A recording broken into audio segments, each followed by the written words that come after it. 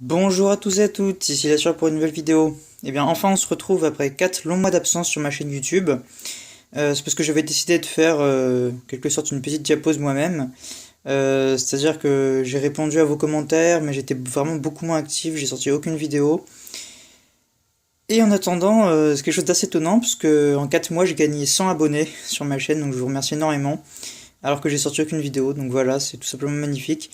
Je vous annonce d'ores et déjà qu'il y aura une vidéo FAQ pour les 200 abonnés et quelque chose que je vais vous annoncer après. Donc bah, j'ai décidé de filmer cette vidéo parce qu'il s'est passé des choses assez incroyables. Donc j'ai sorti quelques-unes de mes colonies en diapose. Donc là il y a mes crématogastères et mes messors minors.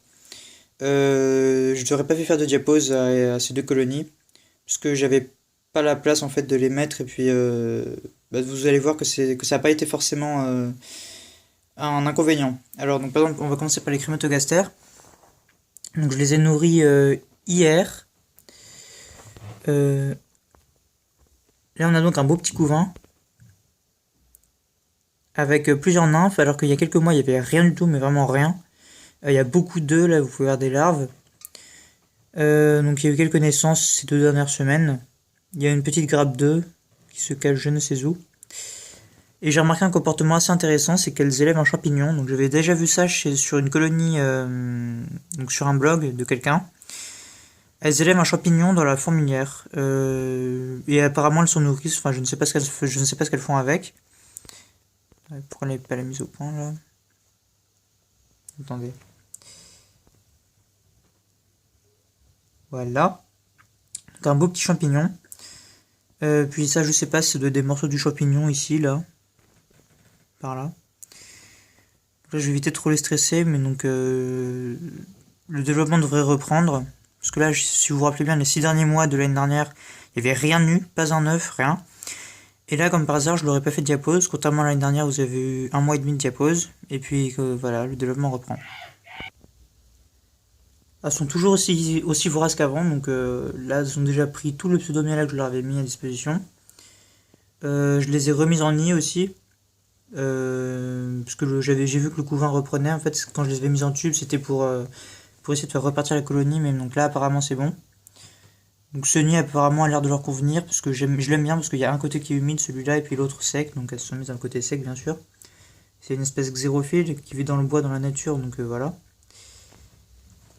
Bon, et puis maintenant les messors minors, alors là vraiment c'est incroyable.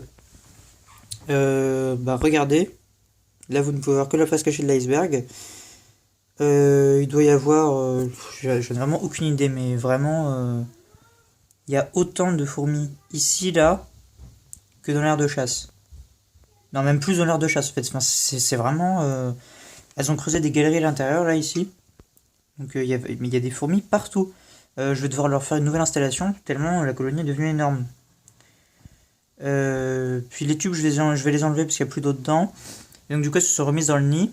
Et là, et là, et là, qu'est-ce qui se passe quand on arrive dans le nid? Je vais vous montrer. On va faire un petit tour sur le couvain. Qu'est-ce qu'il y a dans le couvain? Des nymphes de reines. Des nymphes de reines. Il y en a 2. Regardez-moi ça.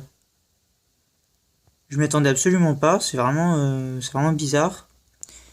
D'un autre côté, la colonie va avoir 2 ans. Et j'avais vu sur un blog de quelqu'un d'autre, encore un blog toujours, qu'au bout de 2 ans, sa colonie messeurs mineurs avait fourni des reines. Donc bon, bah apparemment c'est l'âge de maturité d'une colonie pour des messeurs mineurs. C'est très tôt, pourtant j'ai pas l'impression qu'elles soient. Enfin si, enfin. Regardez vraiment, elles sont hyper nombreuses. Mais je pensais pas que ça arriverait si vite. Donc bah, j'espère qu'il va y avoir des mâles pour qu'on puisse essayer de faire des fécondations dans l'aire de chasse, ou des petites choses comme ça. Enfin, j'essaierai de faire des petites expériences. Où est-ce qu'elle est la deuxième? Ah, elle est là, mais on la voit pas. Euh, Elle est là, mais elle est vraiment. La deuxième par contre, elle est vraiment énorme. Elle est dans la chambre de la reine. Elle fait la taille de la reine, hein. Voire peut-être même plus grosse, je sais pas, quand elle se dépliera, on verra. On voit son œil là sous une fourmi. Je suis désolé, par contre, j'arrive pas à faire la mise au point, c'est vraiment. Sous un autre angle, on verra non plus. Si là, on la distingue un peu. Bah, en tout cas, ça m'étonne vraiment, hein. je sais pas quoi penser. Parce que du coup, ça veut dire que la colonie, dans les prochaines années, bah, continuera de donner des sexuels, donc des femelles. Peut-être qu'il y aura des mâles, bah, ça m'arrangera un peu parce que comme ça je pourrais les faire reproduire, puis par exemple faire gagner des reines à mes abonnés. C'est quelque chose qui me plairait vraiment. Et donc justement, avec cette colonie mature, faut que je vous annonce quelque chose, c'est que du coup, je vais décider de faire un choix dans les colonies que je vais garder, que je garderai pour la suite. C'est-à-dire que les Messants mineurs commencent vraiment à devenir très nombreuses. Les crématogastères, je sens qu'elles vont se développer très rapidement. Donc du coup, je vais devoir faire un choix dans les espèces que je garde. Alors je ne pense garder que 5 colonies, on va dire. Donc les Messors minors, les crématogastères, une colonie Copotus barbaricus, des tétramoriums, et pour la cinquième, on verra. Je garderai aussi les reines Copotus liniperdus et Copotus cruntatus. De toute façon, tant qu'il n'y a pas de fourmis dedans, ça me pose pas de problème. Et du coup, les autres espèces, alors en fonction de la rareté, soit je les donnerai dans des concours. Donc je vous ai dit qu'il y aura un petit concours pour les. Non, enfin, vidéo FAQ pour les 200 abonnés. Donc alors, soit je ferai le concours à ce moment-là, soit j'attends un peu que les colonies sortent de Diapos, parce que c'est pas encore le cas. Et je ferai le concours pour les 250 abonnés. Je pense plutôt que je vais faire ça, oui. Donc dans ce concours, il y aura plein de colonies de la Suisse à gagner. Pas toutes celles qui me restent, quoi. Et puis ultérieurement, je vendrai bah, mes autres colonies, c'est-à-dire mes Myrmica, mes Formica, Corpotus piceus et peut-être quelques petites colonies de Tetramorium caespitum. Voilà, bah, c'est ce que je voulais vous annoncer. Ah, et je vendrai également les Messor barbarus, qui sont maintenant une centaine d'ouvrières environ. Voilà. Bah écoutez, j'espère que ça vous aura plu de revoir une de mes vidéos. Je sais absolument pas quand sera la prochaine, donc enfin bien sûr j'essaierai de la faire dans la semaine qui suit les 200, le 200e abonné.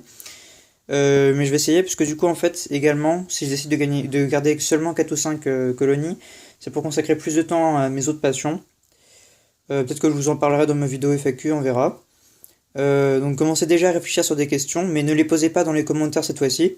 Attendez pour la prochaine fois, sinon je risque de ne pas pouvoir répondre à tout le monde. Bah, écoutez, voilà, c'est tout ce que j'avais à vous dire pour le moment. Alors, bah, on se retrouve très vite pour la prochaine vidéo. Abonnez-vous, merci.